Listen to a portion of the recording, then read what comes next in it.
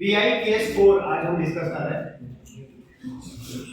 Case 4 में क्या है, अगर हमारा फंक्शन जो qx है डिफरेंशियल इक्वेशन का राइट साइड का फंक्शन x का जो है वो इस टाइप का है e की पावर ax into v। यहाँ v क्या है, v x का कोई दूसरा फंक्शन, जैसे x का कोई दूसरा फंक्शन sin x हो सकता है, cos x हो सकता है, या x का कोई पॉलिनोमियल हो सकता है x² + 2x।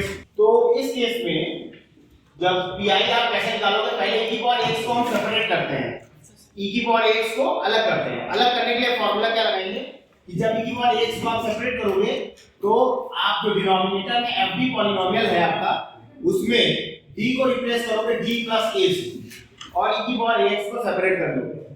और सेपरेट होने के बाद ये मैंने d की जगह d + a लिख दिया fd में, और इसको फिर सिंपलीफाई कर लेना तो ये d का एक पॉलिनोमियल फिर से आपका क्रिएट हो जाएगा। और जो फंक्शन v होगा उसको उसके अकॉर्डिंग जो pi का केस है उसे आप सॉल्व करेंगे। तो चलिए एक एग्जांपल इस पर देख लेते हैं। जैसा कि सवाल है आपका ये d² - 2d + 2 * y = e⁻x * cos। तो यहां पर ऑक्सिलरी इक्वेशन इसकी आ गई, d की जगह m रखा, m² - 2m + 2 = 0, राइट साइड 0 ले लिया, माइनस छोड़ दिया, रूट्स आ गया 1 + -i।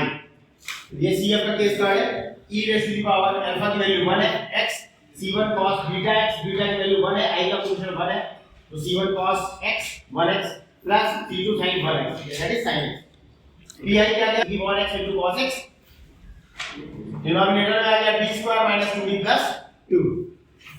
अब इसको सिंपलीफाई करना है, तो सबसे पहले e की पावर x को अलग करें। तो e की पावर x को हमने अलग किया, करने से पहले e की पावर x का जो कोएफिशिएंट है वो क्या है वो देख लें, वही a है हमारा, यहाँ वो 1 है, तो a की वैल्यू 1 है, तो d को किससे रिप्लेस करते हैं, d + a से। मैंने बताया था यहाँ पर d को d + a से रिप्लेस करना है, यानी d को रिप्लेस करोगे d + 1 से fd में, ये जो डिनोमिनेटर है पॉलिनोमियल है यहाँ पर, तो इसमें हमने देखा d + 1 रख दिया, d² था, d + 1 का होल स्क्वायर, -2d है तो -2 टाइम्स d + 1 + 2।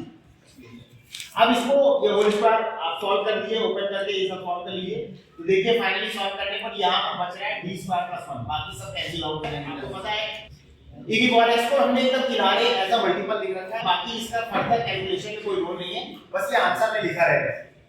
अब cos x को जो हमारा फंक्शन v था वो cos x के फॉर्म में आ चुका है, तो cos x या sin x का जो तरीका था pi का, d² को -a² से रिप्लेस करते थे, तो आप यहाँ पर देखिए cos ax, x का कोएफिशिएंट क्या है 1, तो a बराबर 1 हो गया, d² को -a² यानी -1 के स्क्वायर यानी -1 से रिप्लेस करें। यहाँ पे आप जैसे -1 रखोगे तो -1 और +1 क्या बनेगा 0। This equation is known as case of failure. तो केस अगर फेल होता है तो क्या करते हैं, x से मल्टीप्लाई करो न्यूमरेटर को, और cos x अपॉन ये जो डिनोमिनेटर है इसको d के लिए डिफरेंशिएट करो।